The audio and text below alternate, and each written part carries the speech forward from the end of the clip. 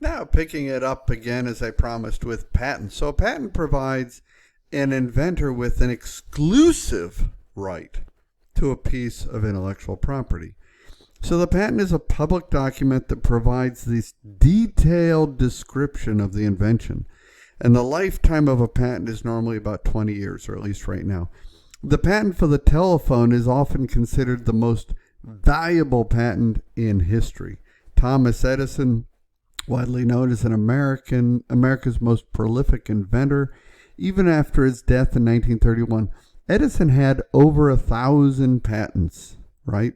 In 2003, he was finally exceeded by Shunpei Yamazaki. Forgive me if I mispronounced his name. Anyhow, that record stood for a long time. Some patent examples can include software patents, electrical engineering patents, e-commerce patents, mechanical patents, methods and process patents, and even design patents, of which Edison had 9. Okay, so the copyright. The copyright is how the U.S. government provides authors with certain rights to their original works that they have written, including some rights to reproduce, to distribute, display, perform, and produce the works. So there are many different types of content that can be protected by a copyright. Examples include books, poems, plays, songs, films, and artwork, of course. So examples of copyright infringement then can include downloading movies or music without proper payment for use, recording movies in a theater. There was a famous Seinfeld episode like that. Using others' photographs for a blog without permission, copying software code without giving proper credit, and creating videos with unlicensed movie clips. So you can read about many of the cases on pages 172 and 173 of the book. So in perhaps the most famous case of its kind, the U.S. District Court in San Francisco took on a Napster music sharing case. And in the Napster's music sharing case,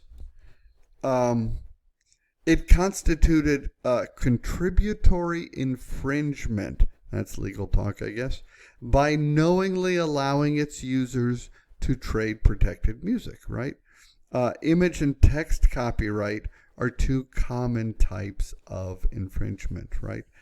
And so the No Electronic Theft Act was passed by Congress in 1997. And what this did was it made it a criminal offense, finally, simply to produce and distribute more than $1,000 worth of copyright material. Now, this chart here talks about from the book Copyright Creep. As a result of a Sony Bono Copyright Term Extension Act of 1998, works that were created and published before 1978 are protected for 95 years, which is largely the author's lifetime plus 70 years. Okay? So the Walt Disney Corporation also lobbied Congress to pass the Sonny Bono Copyright Term Extension Act of 1998. And this protected its profits derived from Mickey Mouse, Donald Duck, and other famous characters, which is funny because they got those characters largely from European stories anyhow, but they did put a Disney twist on them. Frankly, they're all happy endings, it seems like, and the European versions largely weren't. So we're going to look at a quick case study, right? This fellow named Arjun, right? He was employed at Felicity Software, did some good work for them. Then he moved to Unrelated.com, another company, where he supervises a team development of database software, largely what he did back at Felicity. And so there are two alternatives for Arjun at his new place of employment. two viable alternatives. One option is that he isolate himself from his team, let them do the work, and he just manages. Or the second option is to become personally involved by working with the team, even asking them open-ended questions. Now, when we use the analysis, the ethics approach from week 2, we first consider Kantian analysis, right? And so there are two options, as I mentioned, the clean room concept, it's called, or get personally involved with the team. To Kantian analysis, the first option is innocuous, right?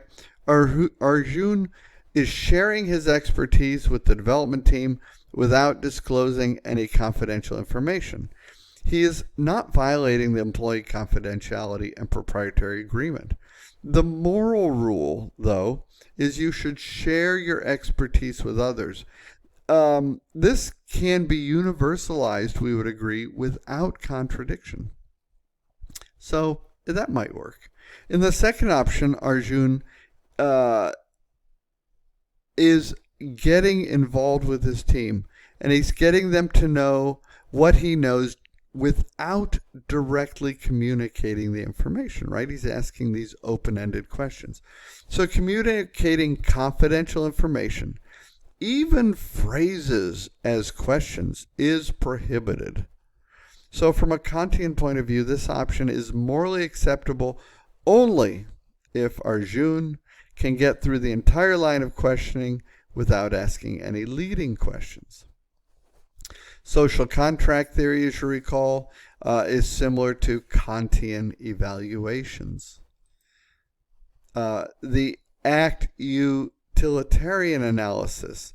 So the anticipated consequences of these two courses of actions are summarized here by numbers, right?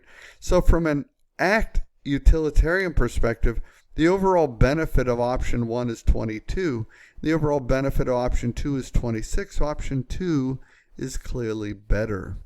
And then we mentioned virtue ethics, right?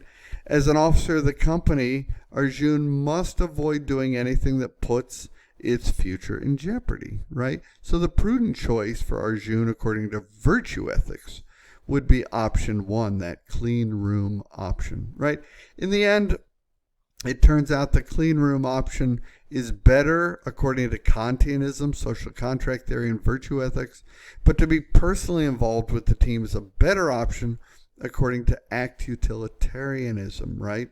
Though it's a more risk-averse analysis, could have been used, so I frankly go for the clean room approach. But this is just sharing those ethics views in that case study. Now we want to talk about fair use, right?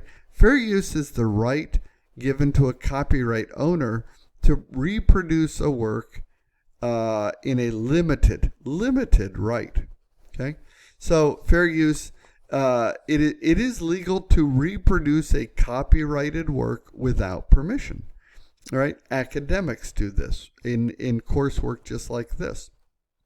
Although these slides, for example, I'm using were given to me by the author's company, so those don't count. But when I take snippets and add it to it for effect, right? Maybe citing short excerpts. So this is acceptable in teaching and scholarship and research if I'm doing criticism or commentary, even in a news report, okay? And there's case law you can review in the text related to this. In the end, though, the Supreme Court ruled that the private, non-commercial use of copyrighted materials ought to be presumed fair use, unless it can be shown that the copyright holder would be likely to suffer economic harm from the consumer's actions. Otherwise, you assume it's fair use, right? The Audio Home Recording Act was going to represent a compromise, right?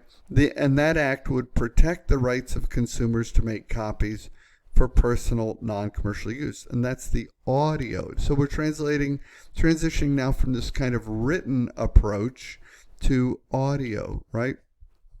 Here's a graphic showing the time shift, right? This graphical representation shows the Supreme Court's decision, right? Which was that videotaping TV shows for private viewing later is considered fair use of that copyrighted material. That practice is called time shifting, right? Using videotape material for commercial purposes is not considered fair use. Okay. I just mentioned digital recording technology, right? We all know that we could copy cassette tapes in the past. Now CDs, it's possible to make and that's really the difference. Before, copies were scratchy, itchy, not as clear. Today a CD, because it's digital, is complete clarity, and we can make a perfect digital copy. So then we had this Audio Home Recording Act of 1992, which I mentioned. And that represented, as I mentioned also, a compromise between the recording industry, the electronics industry, and consumers. So what the act was trying to do was protect the rights of consumers to make copies for personal, non-commercial use. And so here's a picture. This is called space shifting, as opposed to we had up here time shifting before. Now we have space shifting.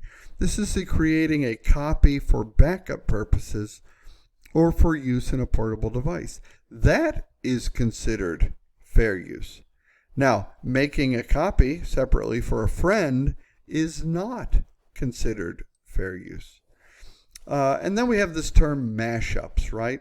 A mashup is a composition that incorporates elements taken from pre-existing songs. We hear them on the radio periodically.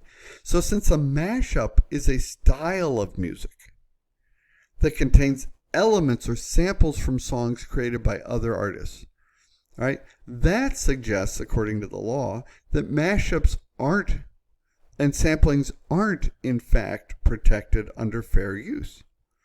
But there are still ways that mashup artists can defend their works in this approach, right? Because this mashup, you're making money commercially off of their work quite often. Now we turn to digital media, DVDs and CDs, for example. Digitally, right? Anyone with the right equipment, we know, can make perfect copies, right? And so this stimulated a growth in digital copying. And governments and recording companies, as you can imagine, boom, jump on it, and they've responded. And they've introduced new legal and technical restrictions, right? So we talk about digital rights management in the book, which is a systematic approach to copyright protection for digital media, right? That systematic approach, that's key. The purpose of DRM is to prevent unauthorized redistribution of digital media and restrict the ways the consumers can copy content they've purchased. So digital rights management refers to a variety of actions of this intellectual property may take to protect the rights. One approach to DRM, for example, might be to encrypt the digital content. Another would be to place a digital mark on the content. Then there's this Digital Millennium Copyright Act of 1998, a U.S. law, a copyright law, that implements two 1996 treaties of the World Intellectual Property Organization, WIPO, believe it or not. It also criminalizes the act of circumventing and access control, whether or not there's an actual infringement of the copyright itself. So DMCA was passed as an anti-piracy statute, and provisions of it significantly curtail fair use of copyrighted material. Now, I'll come back after the break with Secure Digital Music Initiative, or SDMI.